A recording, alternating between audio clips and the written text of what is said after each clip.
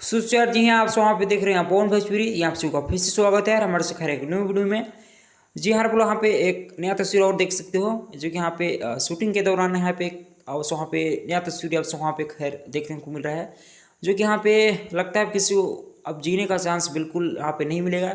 लगातार यहाँ पे गाने शूटिंग हो रहे हैं, जो कि रात में एक सॉन्ग जो कि छूटा है और उसके बाद खैर एक शूटिंग का पोस्टर आप वहाँ पे देख सकते हो और भी आ चुका है, जो कि इसमें आप लोग वहाँ पे देख ही सकते हो। आप लोग वहाँ पे क्यों कुछ नया मॉडल के साथ आप लोग वहाँ पे कुछ अलग धमाका।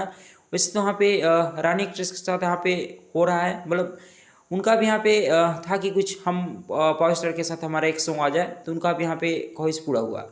और बात करें यहाँ पे सॉन्ग वैसे तो खैर आएंगे ही, जो कि आप सबको बता दूँ यहाँ पे, लेकिन सॉन्ग शूटिंग हो भी रहे हैं खैर अभी। आज यहाँ पे देखो, यहाँ पे एक न्यू पोस्टर भी आ चुका है जो कि सॉन्ग का ही है। अब वहाँ पे वैसे लगातार शूटिंग इसलिए हो रहे हैं क्योंकि यहाँ पे मूवी का भी शूटिंग बहुत ही जल्द यहाँ पे शुरू होने वाला है।